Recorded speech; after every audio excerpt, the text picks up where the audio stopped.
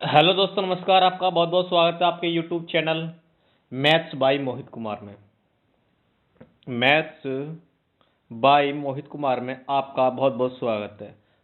तो जैसे ही पता है कि यहाँ पर आपको all India mock test start किया गया है। जो बच्चे इस चैनल पर पहली बार आया, चैनल को सब्सक्राइब बेल आइकन प्रेस कर लें, जिससे कि आने वाली लेटेस्ट वीडियो का नोटिफिकेशन आपको सबसे पहले मिल जाए। आइए चलते हैं पहले क्वेश्चन की तरफ। क्वेश्चन आपको स्लाइड पर लगता रहेगा और वहाँ से 1 बाय 1 आपको क्वेश्चन डिस्कस करता चला जाऊँगा और आप एक बढ़िया सी कॉपी लीजिए, उसमें इनको नोट करते चले जाइए, क्योंकि आपको एग्जाम में ये बहुत ही हेल्पफुल आपके लिए मदद करेंगे। और आइए चलते हैं बिगड़ समय गवाए पहले क्वेश्चन की तरफ। पहला ही क्वेश्चन किसका है, मैं इसको थोड़ा जूम से कर लेता हूँ, इसको जूम कर लेते हैं। पहला क्वेश्चन आपका है वाटर इमेज से। तो आपको बताना है कि इसमें कौन सी आकृति आपकी आने वाली है। तो मैं इस पर आपको समय देता हूं, आप मुझे बताइए फटाक से कि इसका क्या आंसर होगा। आइए, आंसर आ गया। तो मैंने बताया था कि वाटर इमेज को सोल्व करती हुई, वाटर इमेज को सोल्व करती हुई जो वस्तु पास है उसको पास रखना और जो दूर है उसको दूर ही रखना है। बात समझ में आती है? मैं दोबारा से बनाता हूं। ये आपका बन गया ऐसे, ठीक है। तो इसके लाइन तो बीचों बीच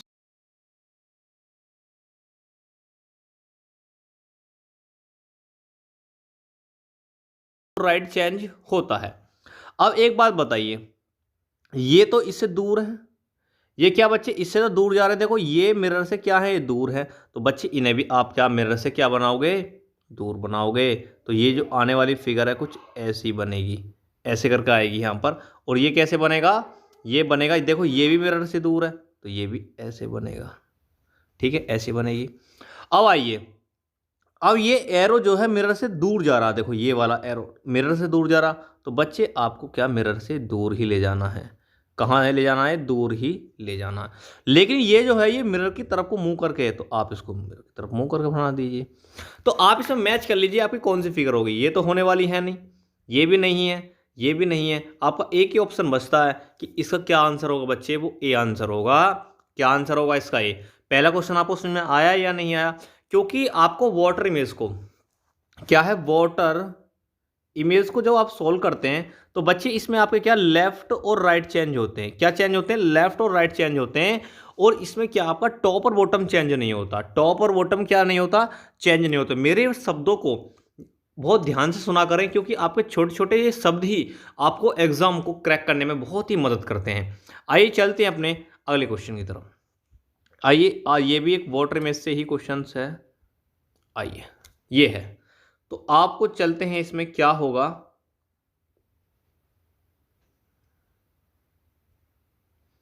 ले लीजिए, मैं एक ले लेता हूं। क्या ले ले, इसको ले लेते हैं। कुछ इस तरह कैसे है ये, ठीक है जी। और मैं इसमें कलर ले लेता हूं थोड़ा। ये आकृति है, तो थोड़ा देखो।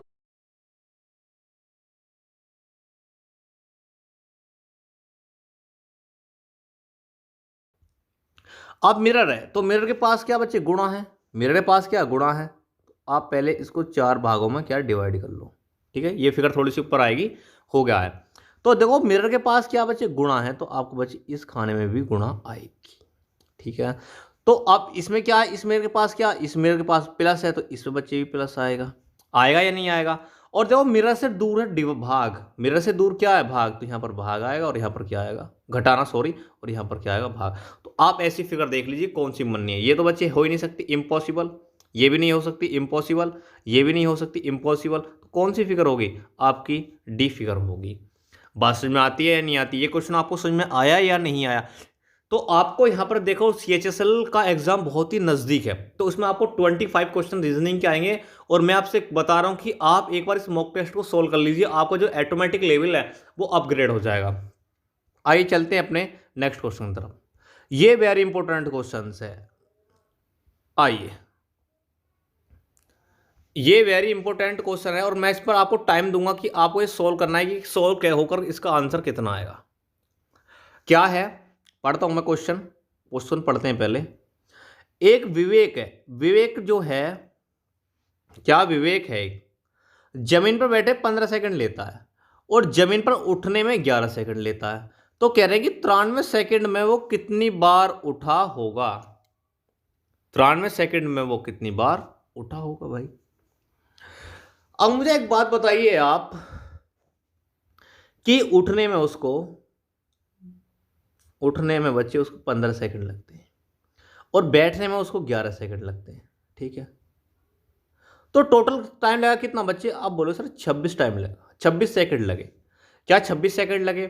तो आप बताओगे सर 26 सेकंड में वो क्या एक बार उठा और एक बार बैठा नहीं होगा?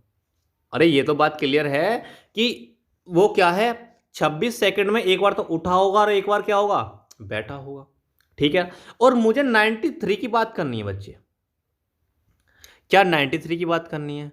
तो 26 तीये होते हैं बच्चे 78। 26 तीये कितने होते हैं बच्चे? 78 होते हैं।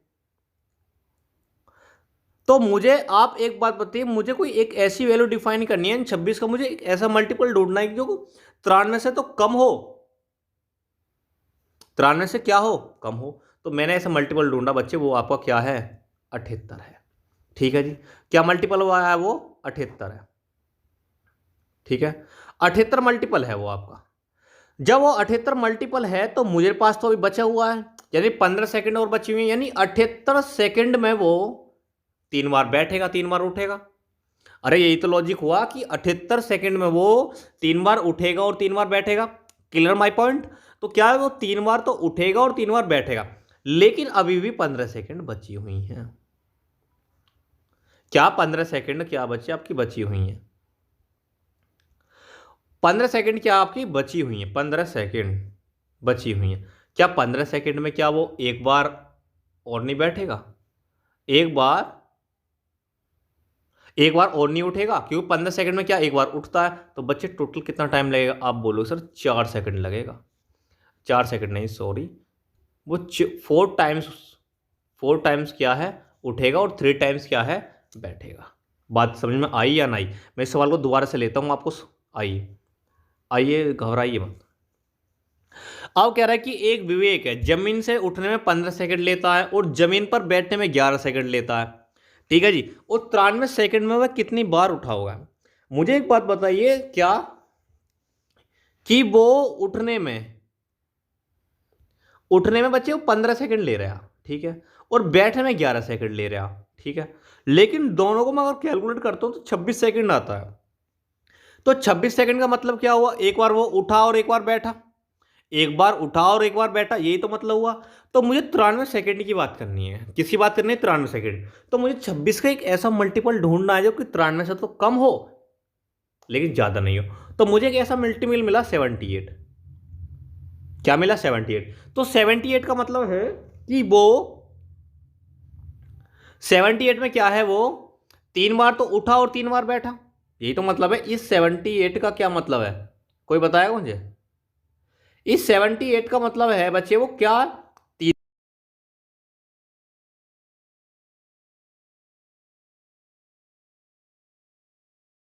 बची हुई हैं। तो 15 सेकंड में क्या एक बार और उठेगा, तो कितना टाइम लगेगा बच्चे, वो 4 टाइम्स लगेगा। क्या लगेगा, 4 टाइम्स। तो इसका करेक्ट आंसर क्या हो जाएगा बच्चे, 4 हो जाएगा। क्या हो जाएगा, 4 हो जाएगा। ये बात समझ में आई या नहीं? वेरी इंपॉर्टेंट क्वेश्चन था ये भी अपने आप में। तो ऐसे ही सवाल आजकल रीजनिंग में रखते हैं वो, और आपको ऐसे ही सवालों को क्रैक करना। आसान से सवालों से आपका सिलेक्शन नहीं हो सकता बच्चे, यानी आपको उन सवालों को करना है, आपको सच्चाई बतानी पड़ेगी एग्जाम की क्या सच्चाई है, तभी आप किसी एग्जाम को क्रैक कर पाओगे। अगर आप अंधेरे में रहते हो तो 3-4 साल आप नहीं बिगाड़ दोगे तो आपको पता नहीं लगेगा। तो आप चलिए चलते हैं अपने नेक्स्ट क्वेश्चन की तरफ। ये वेरी इंपॉर्टेंट क्वेश्चन है, ये भी मैं इसको भी आपको टाइम दूंगा जरूर। हर क्वेश्चन के लिए आपको मैंने 30 सेकंड का टाइम दिया है। टाइमर लगाएं, चलो कल से आपको टाइमर की भी सुविधा कर दी जाएगी, ठीक है जी। आइए,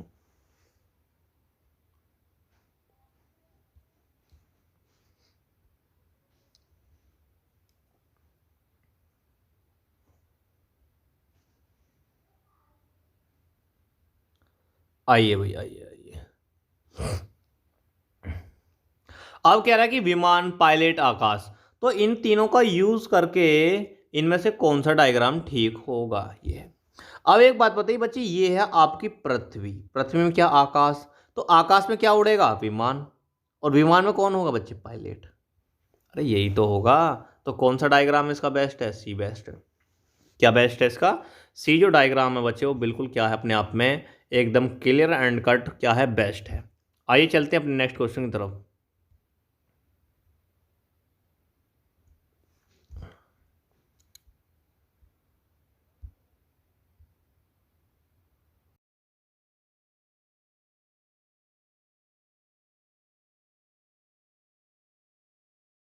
पूर्व की ओर उसके बाद 12 किलोमीटर दक्षिण को ओर जाता है, उसके आरंभ और अंतिम दूरी के आरंभ और अंतिम बिंदु के बीच की दूरी याद करो। एक आदमी है बच्चे, वो 9 किलोमीटर पूर्व की तरफ तब गया, तो पूर्व इधर है, कितना जाएगा, वो 9 किलोमीटर गया। चलो ठीक है। वो कह रहा है कि इसके बाद 12 किलोमीटर दक्षिण की ओर जाता, 12 किलोमीटर बच्चे इधर आएगा। ठीक है, 12 किलोमीटर कहाँ है, दक्षिण की ओर जाता है।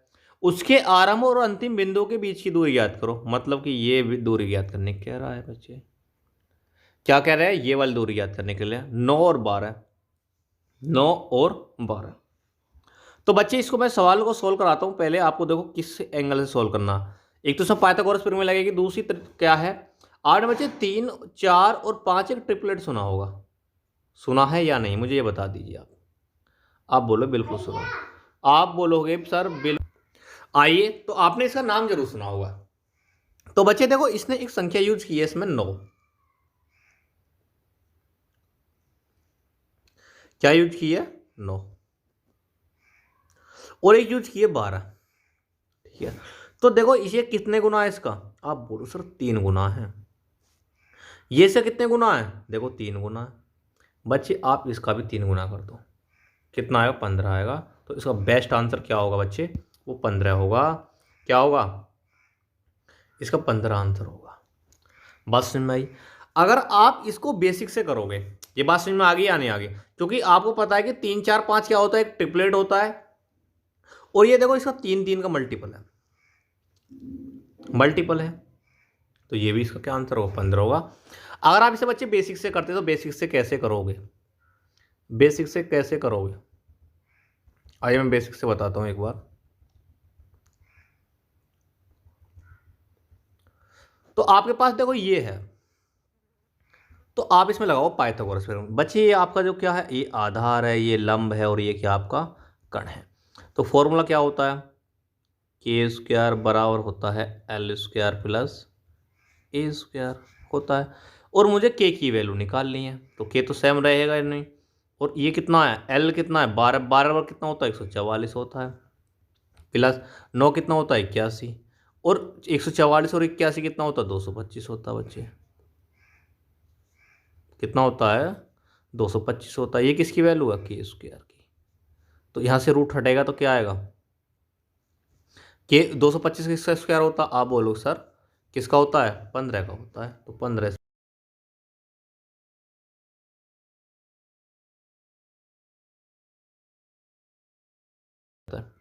आइए चलते हैं अपने नेक्स्ट क्वेश्चन की तरफ, और मैं इसको समय दूंगा आपको बिल्कुल सॉल्व करने के लिए 30 सेकंड का। ब्लड रिलेशन से क्वेश्चन है, आइए पढ़िए इस क्वेश्चन को। क्या है क्वेश्चंस, ये क्वेश्चंस ये रहा, प्यारा सा क्वेश्चन है। क्या है, ए और बी भाई हैं जी, ए और बी भाई हैं और सी और डी बहनें हैं। ए का पुत्र जो है वो डी है। ए का पुत्र कौन है, डी। ए का पुत्र डी का भाई है। जो ए का जो पुत्र है ना, वो क्या है, डी का भाई। यानी डी का जो पुत्र है वो ए का भाई है, कहना मतलब यही तो है। यानी ए का जो बेटा है वो डी का क्या, भाई है। तो बी और सी से क्या संबंध, ये बताना। अब बच्चे मुझे एक बात बताओ, बताओगे, जब ए और बी क्या आपस में, भाई भाई, ठीक है। और दूसरी बात, सी और डी बहने बहने,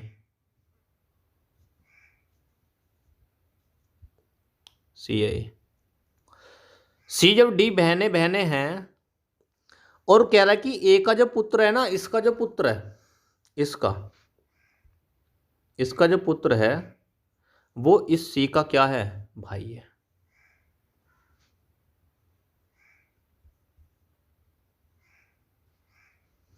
क्या है, भाई है। कौन, हमारे ए, नहीं D, D D D D. ठीक है। अब कह रहा कि बी का सी से क्या संबंध है, बी का सी से क्या संबंध है। ये दोनों बहने बहने हैं और ये इसका भाई है, ए और बी भाई भाई हैं।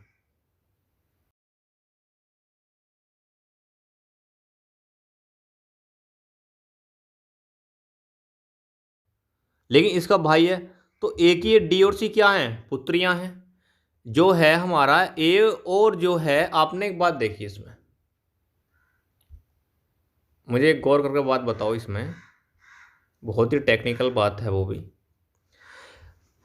मुझे एक बात बताओ आप, जब इस ए का पुत्र डी लेकिन इसका भाई है, तो ये डी और सी हैं, कलर चेंज करता हूं मैं, जो डी और जो सी हैं इसके तो ये पुत्र पुत्रियां हैं, ठीक है। लेकिन बी का भाई ये ए है और ये कह रहा है सी डी की बहन है। जब ये इसका भाई हो गया, इसका भाई, तो ये है, तो बी का सी से क्या संबंध, तो बी का सी से क्या संबंध बैठेगा, तो आप ये नहीं बोलोगे जी चाचा का संबंध है, अरे ये तो बोलोगे चाचा का संबंध आया या नहीं आया। अरे बात समझ में आई या नहीं, मैं एक बार दोबारा बताता हूँ, आप ऐसे नहीं बोलोगे।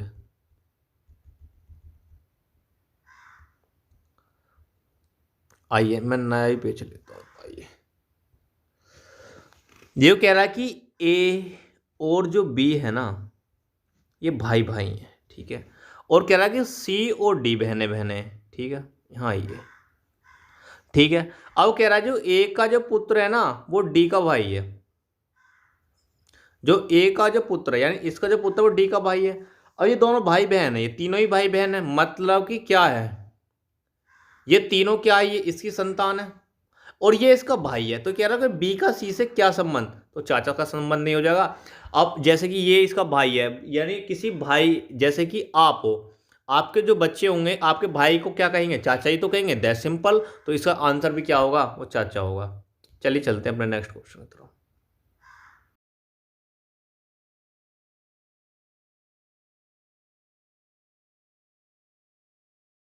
मैं बता दूं कि आपको इस वर्ड से ऐसा वर्ड ढूंढना है कि जो इससे मिलकर नहीं बना है, उस वर्ड को आपको ढूंढना है और आपको आंसर देना है। तो बताइए ऐसा कौन सा वर्ड है जो कि इससे नहीं बना है।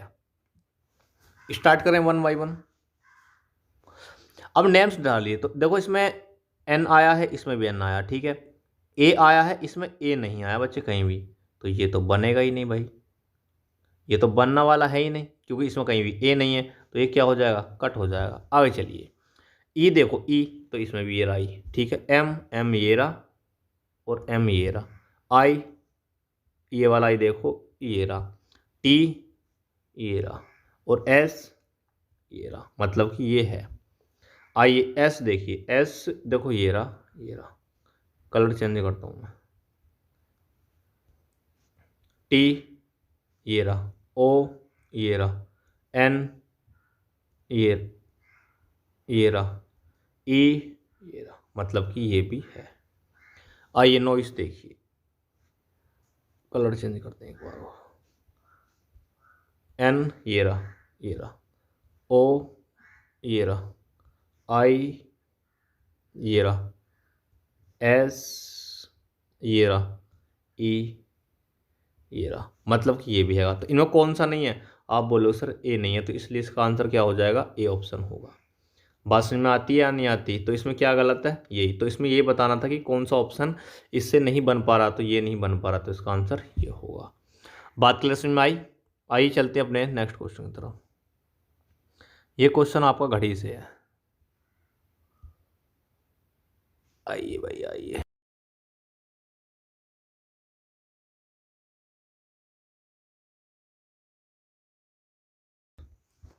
ये कह रहा है कि 6 और 7 बजे के किस समय घड़ी की सुइयां एक साथ होंगी। घड़ी की सुइयां मतलब देखो बच्चे, आपकी घड़ी है, घड़ी बनाते हैं हम अभी।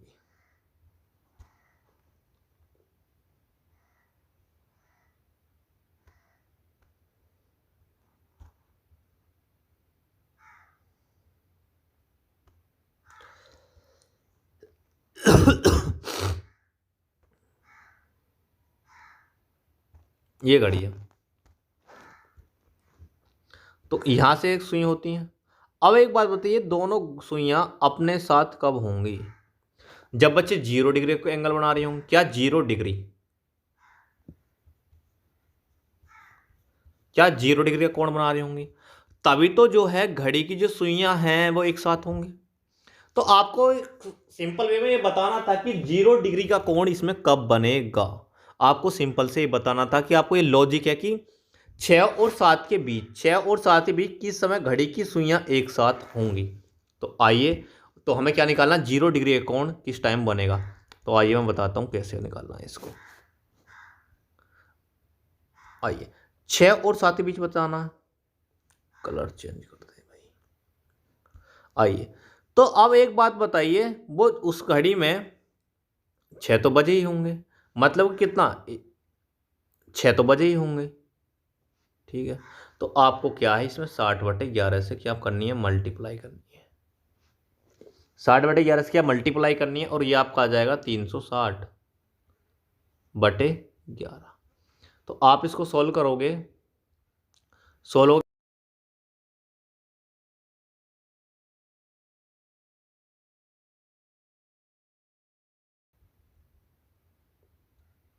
कितना आएगा,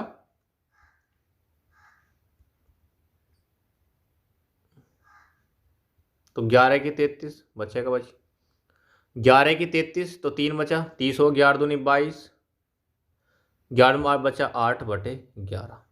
यानी कहने का मतलब है कि आपका 6:32 सही 8/11 पर घड़ी की जो दोनों सुइयां हैं वो एक साथ होंगी।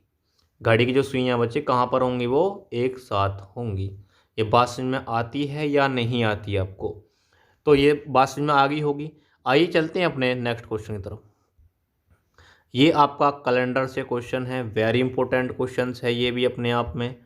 अब आपको बताना है इस क्वेश्चन का, इसलिए मैं आपको देता हूँ 30 सेकंड का समय, और आप मुझे इस सवाल को सोल्व करके बताएंगे अभी इसी वक्त। और आपका समय स्टार्ट होता है अब। क्या है, मैं एक बार सवाल आपको रीड करता हूं कि सवाल के अंदर दिया क्या है। आयुष का जो जन्मदिन है सोमवार को 22 मई को हुआ जी, ठीक है। यदि नीरव का जो जन्म है वो 30 अक्टूबर को हुआ था, तो उसी वर्ष नीरव का जन्मदिन सप्ताह के किस दिन होगा, किस दिन होगा। तो आपको बच्चे ये बात बतानी है। अब क्या है, आयुष का जन्मदिन सोमवार को हुआ था, जो उस सोमवार की जो डेट थी बच्चे वो 22 मई थी। यदि नीरव का जन्म 30 अक्टूबर को हुआ था, तो उसी वर्ष नीरव का जन्मदिन सप्ताह में किस दिन होगा। तो बच्चे आपको कैलेंडर को सोल्व करते हुए आपको टोटल दिन आने चाहिए। अब एक बात बताइए, 22 मई को हुआ था तो 22,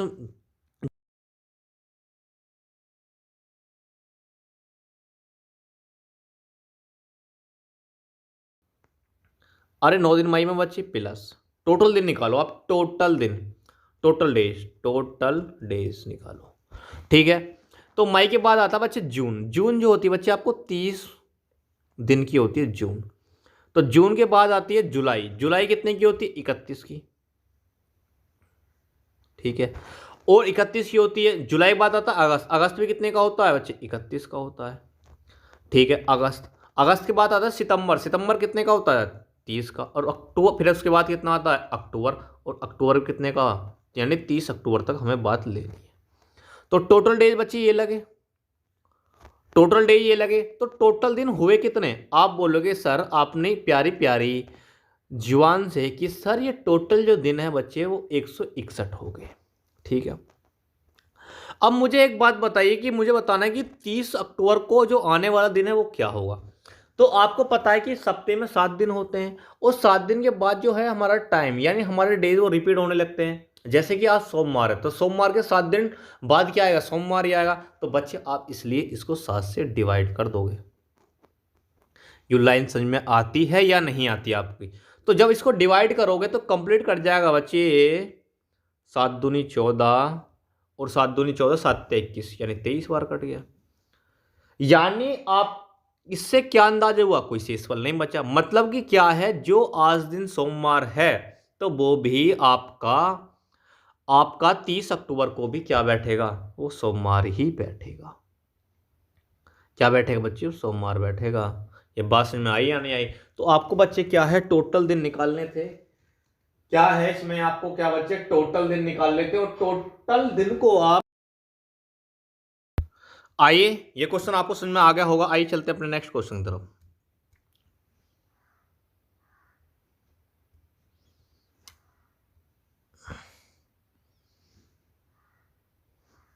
ये क्वेश्चन बताना, बताइए फटाक से।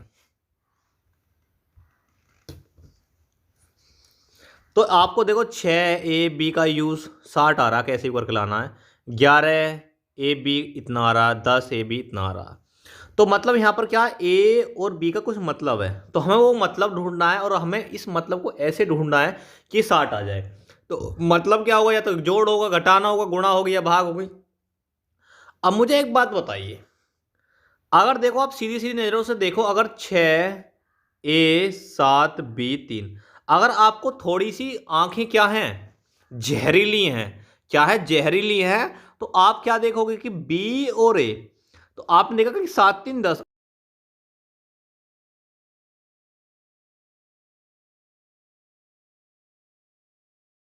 को क्या मान लूं, गुणा मान लूं, तो मेरा कहीं ना कहीं आ जाएगा। देखो 7 3 10, और 10 में 6 की मल्टीप्लाई करूंगा तो 60 आएगा। तो आपको ये देखना है कि आगे फॉलो होगा या नहीं होगा। तो मैंने अब जैसे कि अगला सेगमेंट है 11A 9B 6, तो ये क्या प्लस माना है, तो 9 6 15, और 15 में आप 11 की मल्टीप्लाई करोगे, कहा 65 ही आएगा बच्चे। मतलब कि इसमें यही लॉजिक लगा हुआ है। तो आइए इसको फिर आगे क्या दिया है आपको, इन्होंने दिया है आगे, इन्होंने दिया है क्या है, 10A और 11B 5 दिया, ठीक है, ये दिया। तो बी का मतलब क्या, प्लस, तो 11 और 5 कितने हो गए, 16, और इसका मतलब क्या, गुणा। तो 16 और कितना हो जाएगा बच्चे, 160 आपका क्या हो जाएगा बच्चे, आंसर हो जाएगा। क्या ऑप्शन में दिया है 160? आप बोले सर बिल्कुल दिया है। क्या दिया है, बिल्कुल दिया है। आपकी नज़रें बहुत जहरीली होनी चाहिए, क्योंकि जहरीली ही आंखों से क्या होता है, क्वेश्चन को देखा जा सकता है। अगर आप किसी सवाल को प्यार की नज़रे से देखोगे तो वो सवाल भी आपको प्यार की नज़रे से देखेगा। और आदमी पता है कि प्यार प्यार में व्यक्ति क्या धोखा कहा जाता है। अगर कोई व्यक्ति अपनी जहरीली आंखों से सवालों को देखेगा तो सवाल कहेगा कि भाई मैं तेरे से हो जाऊंगा, लेकिन आप प्यार की आंखों से देखोगे तो अक्सर आपने सुना होगा कि प्यार में क्या धोखा ही मिलता है। तो चलिए समय नहीं गवाते हैं, चलते हैं अपने नेक्स्ट क्वेश्चन की तरफ। वेरी इंपॉर्टेंट क्वेश्चन है ये भी।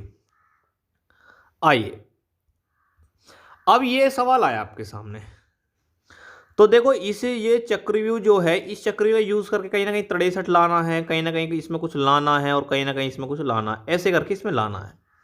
अब वो एक बात बताओ प्यारी सी, कि आप एक बात बताइए कि 8 और 12 का यूज करके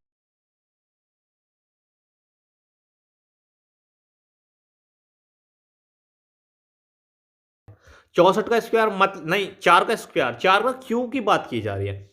तो अगर बच्चे देखो 4 की क्यूब कैसे आ सकता, तो मैंने अपनी गहरी नजरों से आंखों से देखा कि अगर मैं 12 में से 8 घटा देता हूं बच्चे 4 आता है, और 4 की क्यूब में से अगर मैं 1 घटा दूं, क्या मेरे 63 आता है या नहीं आता?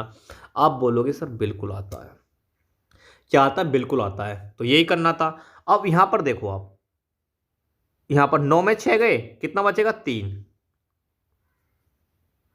और 3 का क्यूब क्या होता है, 27, और 27 में से गया क्या आएगा, 26। मतलब कि है, मतलब कि यही लॉजिक फॉलो हो रहा है। और यहां भी देखिए 3 और 4 का गैप क्या होगा, 1, और 1 की क्यूब क्या होती है बच्चे, वो 1 होती है, और 1 में से 1 घटाओ क्या आएगा, 0 आएगी। तो बच्चे अब यहां पर देखो, यहां पर कितने का गैप है, आप बोलो 2 का, 2 के क्यूब क्या, यानी 8 -1 क्या हो जाएगा बच्चे, 7 इसका आंसर हो जाएगा। तो यहाँ पर क्या बच्चे, वो 7 आएगा। क्या आएगा, 7 आएगा। बात समझ में आती है या नहीं आती है? आइए चलते हैं अपने नेक्स्ट क्वेश्चन की तरफ। ये क्वेश्चन भी वेरी इंपॉर्टेंट है और ज़बरदस्त है अपने आप में। आइए ये है, तो आप देखिए यहाँ पर, देखो मैंने बताया था जिधर भी आपकी बड़ी संख्या होगी, जिधर भी आपकी बड़ी संख्या होगी, ये जो फिगर है ये उधर की तरफ सोल्व होगी। ये फिगर ऐसे की तरफ, नीचे की तरफ सोल्व नहीं होगी, बल्कि ऐसे की तरफ सोल्व होगी। अगर बच्चे मैं 5 का क्यू कर दूं, गहरी न गंदी नजरों से देखो, गंदी नजरों से 5 का क्यू कर दूं तो कितना आता है, 125 आता है। उसी पे का अगर मैं 10 की पावर 4 कर दूं तो ये मेरा कितना आता है, इतना आता है। तो आपको क्या करना था बच्चे, 2 की पावर 5 लिखना था इसमें, और क्या करना था, 2 की पावर 5 लिखना था, और 2 की पावर 5 होता कितना है, 32 होता है इसका आंसर। क्या है बच्चे, इसका 32 आंसर होगा। बात क्लियर समझ में आती है या नहीं आती? तो इसका कितना आंसर होगा बच्चे, 32 आंसर होगा। आइए चलते,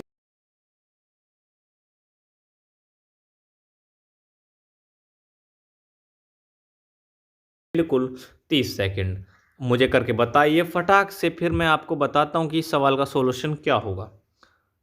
थोड़ा सा इसको ऊपर कर लेते हैं।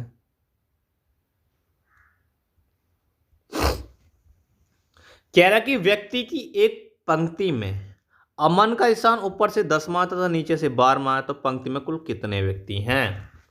बात क्लियर समझ में आती है कि व्यक्तियों की एक पंक्ति में अमन का स्थान ऊपर से 10वां है तथा नीचे से 12वां, तो पंक्ति में कुल कितने व्यक्ति है। तो मैंने बताया था आप लेफ्ट प्लस राइट को जोड़कर एक घटा दीजिए।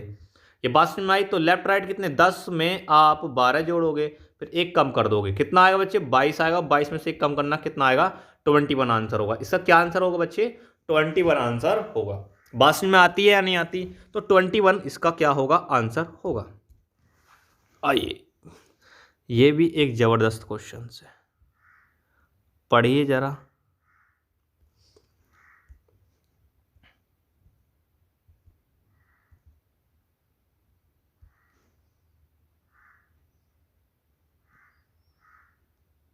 चलिए, तो नहीं हो पाएगा ये, पढ़ लीजिए। मैं इसको सवाल को सोल्व कराता हूँ फिर आपको। पढ़ लिया होगा। एक पहले सर्किल लेते हैं, हम ड्रॉ करते हैं सर्किल।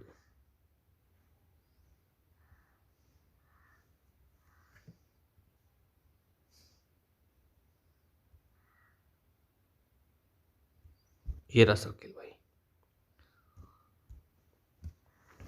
अब ये क्या कह रहा है कि इसमें क्या है, 6 पशु हैं। 6 पशु हैं बच्चे, वो केंद्र की ओर मुंह करके खड़े हैं, ठीक है। बिल्ली है, कुत्ता है, खरगोश है, मुर्गी है, बंदर के बीच में कुत्ता है,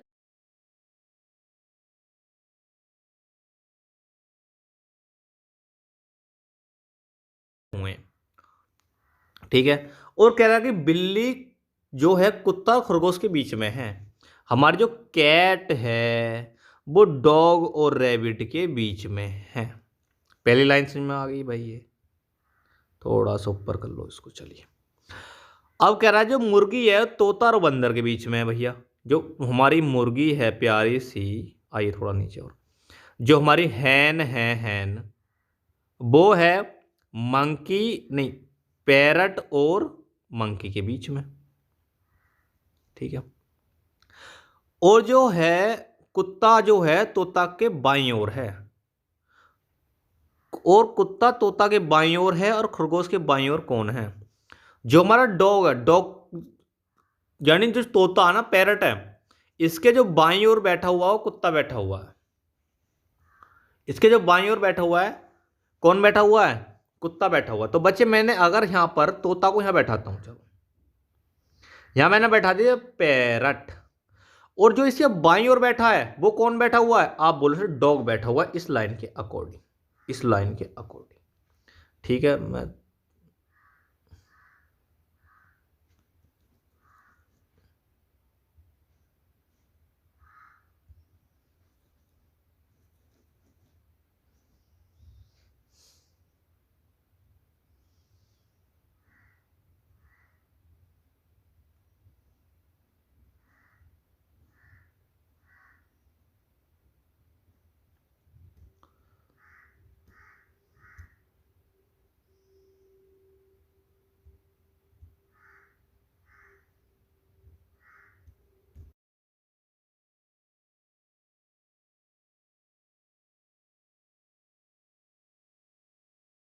आप बोलते सर डिजिटल पढ़ाओ, डिजिटल पढ़ाओ, क्वेश्चन पता नहीं कहाँ भाग गया मुझ पर। चलिए, आइए मैं समझाता हूँ वैसे आपको। तो मैंने बोला भाई तोते को यहाँ बैठा दो, तोता बैठा दिया यहाँ, पैरट, और कह रहा है जी इसके बाईं ओर बैठा हुआ डॉग बैठा हुआ है। अब बाईं का मतलब होता है लेफ्ट और राइट में आप कंफ्यूजन हो, क्या लेफ्ट राइट में कंफ्यूजन? अगर आपको लेफ्ट बोले तो आपको घड़ी की विपरीत दिशा में जाना है, और राइट बोले तो घड़ी की दिशा में जाना है। तो घड़ी तो बच्चे ऐसे जाएगी, ऐसे, तो यहां पर बैठेगा आपका कौन? डॉग। डी बैठा दिया। अब ये कह रहा है कि जो जो हमारी कैट है, देखो अब जुड़गा, तो देखो यहां पर डी सी आर आ रहा, तो मतलब यहां पर कौन बैठेगा? सी बैठेगा। मतलब कलर चेंज करता हूं, और यहां पर कौन बैठेगा? आर बैठेगा। ठीक है। अब ये कह रहा है कि इधर से क्या हूं, यहां पर एच बैठेगा इस लाइन के अकॉर्डिंग, और यहां पर कौन बैठेगा? वो एम बैठेगा। ठीक है। और कह रहा है कि आपसे कह रहा है क्या कि खरगोश के बाईं ओर कौन है, यानी रैबिट के बाईं ओर कौन है? रैबिट के बाईं ओर कौन है? हमारे बंदर साहब है, यानी मंकी साहब है। तो क्या आंसर होगा इसका? मंकी होगा। क्या होगा इसका आंसर बच्चे? वो मंकी होगा। ये क्वेश्चन आपको समझ में आया या नहीं आया, पहले तो मुझे ये बताइए। चलिए सब दोबारा से रिपीट करके देख लें आपके लिए। आई, चलिए करिए इस क्वेश्चन को।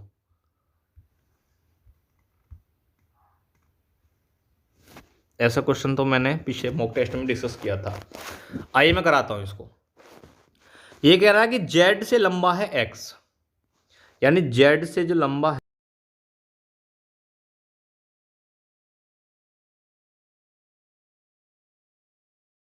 मतलब कि सी बड़ा है भाई, यहाँ आएगा सी, सीधी बात है।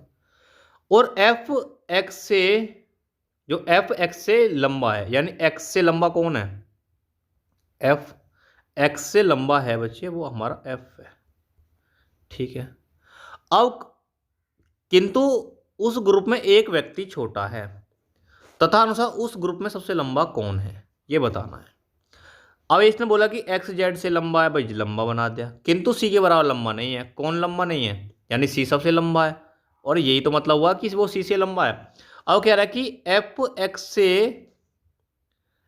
एक्स से क्या है? लंबा है।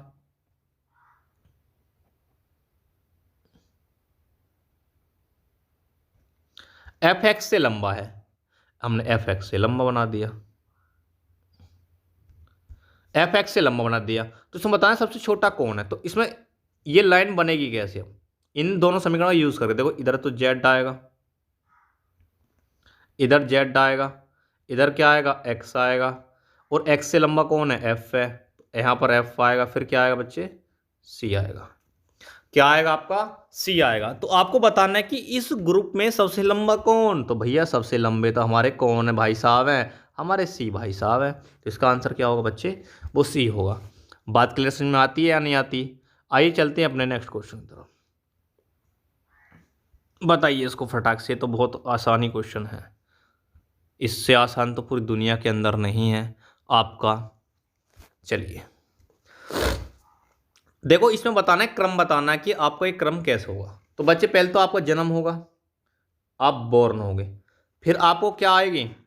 बचपन आएगा,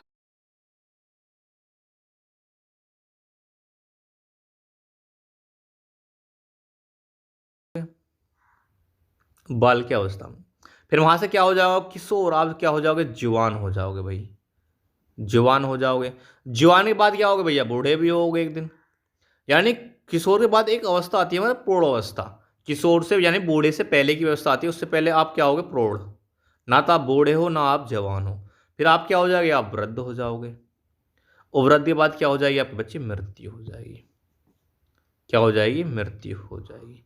तो अब बताइए, तो यानी पहले नंबर पे ये आएगा, दूसरे नंबर पे ये आएगा, तीसरे नंबर पे ये, चौथा और पांचवा, छठा और सातवें नंबर पे ये। तो ये बच्चे ये क्या होगा? सीक्वेंस फॉलो हो रहा होगा। आइए चलते हैं अपने नेक्स्ट क्वेश्चन की तरफ।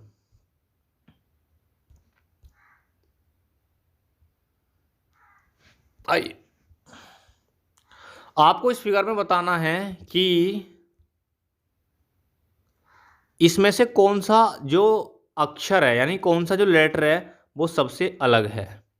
आपको बताना है कि इस फिगर के अंदर सबसे छोटा, सबसे जो है क्या, सबसे डिफरेंट वर्ड कौन सा है इनमें से। तो आपको क्या पता है, यानी इनमें से ऑर्डर विषम छांटना, कहने मतलब तीन तो इसमें विकल्प यो क्या है? तीन विकल्प तो इसमें क्या है, इक्वल इक्वल दिए हैं, यानी जो तीनों एक सीक्वेंस में फॉलो करेंगे। लेकिन एक ऐसा लेटर होगा जो कि एक इस सीक्वेंस को फॉलो नहीं करेगा। तो आप एक बात बताइए, देखो एक्स और जेड, जब भी बच्चे आपको लेटर से डिफरेंस करने के लिए क्वेश्चन आया तो वो किस पर आधारित होगा बच्चे, या तो वोटर इमेज पर होगा या मिरर इमेज पर होगा। यानी किसी भी अक्षर को आप, यानी किसी पैसिफिक अक्षर को आप क्वेश्चन कब बनाएगा वो, या तो वोटर इमेज पर सेट करेगा या वोटर इमेज पर या मिरर इमेज पर। तो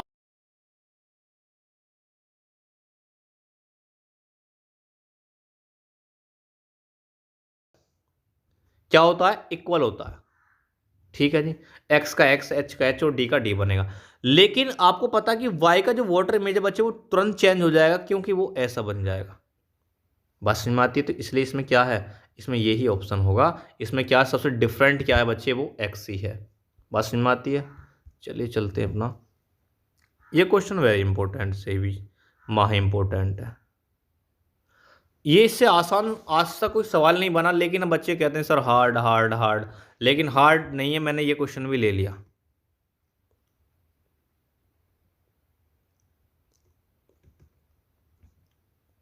आपको देखो इस सवाल में बताना क्या है, इसमें बताना जो कि जो लाइनें ऊपर लिखी गई हैं वो सेम टू सेम कौन से विकल्प में हैं, और जौन सी गलत हैं वो आपको छांटनी है। जैसे कि देखो मिस्टर, भूतानी साहब, उमा भागवन, इलाहाबाद, उत्तर प्रदेश, यानी ये बिल्कुल स्टेटमेंट आपका क्या सही लिखा हुआ है।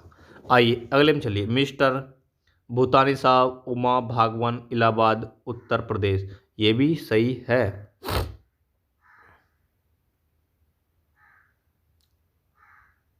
चलिए ये भी, और देखो इसमें क्या ये गलत, देखो इसमें डबल टी आ गया, हाँ तो एक टी था, ये गलत हो गया। अब आइए देखो इसमें क्या है, एक ही जगह देखो ई आ गया, तो ये वैसे गलत हो गया। अब इसमें देखना है कि अब ये भी दोनों सही हैं, तो इनमें देखना है कि कौन सही है। देखो इसमें एक टी नहीं आया, इसलिए ये भी गलत है। ये जो स्टेटमेंट आपका बिल्कुल परफेक्ट है, जैसे ये लिखा गया बिल्कुल ऐसे ही एज इट लिखा गया, इसलिए इसका आंसर ये हो जाएगा। बात समझ में आती है या नहीं आती? चलिए चलते हैं अपने नेक्स्ट क्वेश्चन की तरफ। ऐसे ही मैंने दो क्वेश्चन लिए थे आज, आपको ये बताना है आपको।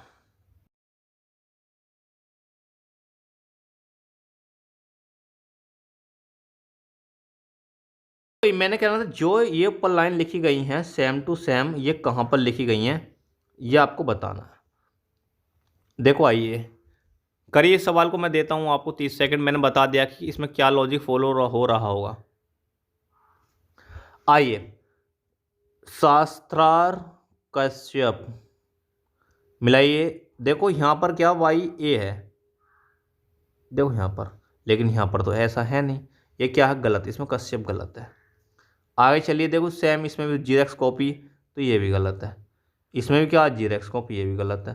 तो बच्चे एक ही ऑप्शन होगा इसका आंसर। तो ये इसका क्या आंसर होगा, क्योंकि इसमें क्या बच्चे कश्यप गलत लिखा हुआ है, इसमें भी कश्यप गलत लिखा हुआ है, इसमें कश्यप गलत लिखा हुआ है। बात समझ में आ गई या नहीं आ गई? आइए चलते हैं अपने अगले क्वेश्चन की तरफ। ये बताइए फटाक से, अरे बता दो। आइए चलिए सोल्व करिए। तो आपको जैसे पता है कि बगीचे में क्या होते हैं, पौधे होते हैं, तो पुस्तक में क्या होंगे बच्चे, पृष्ठ तो होंगे या कुछ और होगा? क्या होगा, पृष्ठ तो होंगे। इसका आंसर क्या हो जाएगा, पृष्ठ हो जाएगा। चलते हैं अपने नेक्स्ट क्वेश्चन की तरफ। ये चलते हैं, क्या है मैं इसको जूम कर देता हूं जरा, आप क्वेश्चन को पढ़ लीजिए क्या है क्वेश्चन।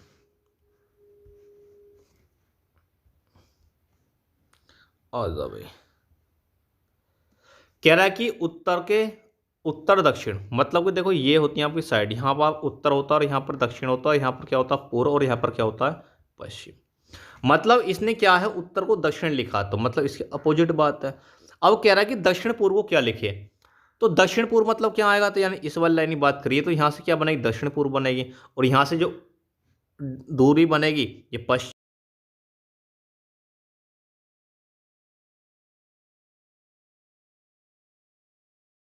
इसका उत्तर पश्चिम हो जाएगा। बात समझ में आई या ना आई है, मुझे ये बताओ तुम। अरे बात समझ में आ गई। देखो इसने उत्तर को क्या लिखा है, कलर चेंज करता हूं मैं जरा, उत्तर को इसने दक्षिण लिखा है, तो यानी इसके अपोजिट है। तो दक्षिण पूर्व कहाँ बनेगा, यानी पूर्व और दक्षिण के बीच में बनेगा, पूर्व और दक्षिण बीच में यहाँ बनेगा, तो इससे इन दोनों से मिलकर कौन सी बनेगी, उत्तर पश्चिम। तो इसलिए क्या होगा इसका आंसर, उत्तर पश्चिम होगा। आइए ये क्वेश्चन है, जरा मैं इसको भी जूम कर देता हूं, आप इतने इस क्वेश्चन को पढ़ लीजिए। जूम नहीं हो रहा है। आइए क्या क्वेश्चन है, ये कह रहा है कि 6, इसमें बताना है कि ये जो जैसे ये नंबर लिखा हुआ है क्या लॉजिक फॉलो करके इसमें छांटना है कि वही लॉजिक क्या है। तो 6 14 30, तो 6 से 14 पहुंचने के लिए मैं क्या करूं, अगर मैं 6 में 2 की गुणा कर दूं और 2 जोड़ दूं, अगर मैं क्या करूं,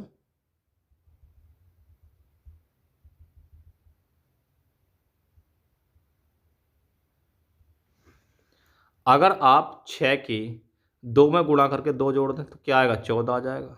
उसी प्रकार अगर आप 14 में 2 की गुणा करके 2 जोड़ दें तो कितना आ जाएगा बच्चे, 30 आ जाएगा। तो ऐसा नंबर छांट लीजिए कौन सा है। तो बच्चे ये तो हो नहीं सकता, 7 दूनी 12 ये भी नहीं हो सकता, 6 दूनी 12 ये भी नहीं हो सकता, 5 दूनी 10 2 12 ये है, और 12 दूनी 24 26। तो इसका डी ऑप्शन होगा। क्या होगा, डी ऑप्शन होगा इसका। ये क्वेश्चन, इस क्वेश्चन को करिए बच्चे। ये कह रहा है कि 5 से मुझे यानी 5 का कुछ करके 100 आया, तो 7 का क्या आना चाहिए। तो 5 से 100 कब आ सकता है बच्चे, अगर मैं 5 में क्या करूं, कब आ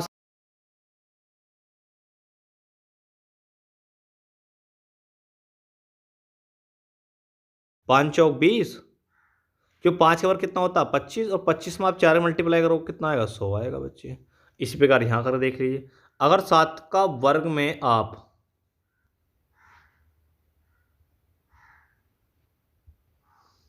7 के स्क्वायर में अगर आप 4 गुणा कर दें, मतलब क्या है, 49 में आप 4 की गुणा करोगे कितना आएगा बच्चे, 196 आएगा। क्या आंसर होगा इसका, 196 आंसर होगा। क्या ऑप्शन में 196 आंसर दिया है, बिल्कुल दिया है। तो इसका आंसर क्या हो जाएगा बच्चे, 196 हो जाएगा। आइए चलते हैं अगले क्वेश्चन की तरफ। ये क्वेश्चन दिया, वेरी इंपॉर्टेंट क्वेश्चन है ये भी। आइए मैं इसको समझाता हूं।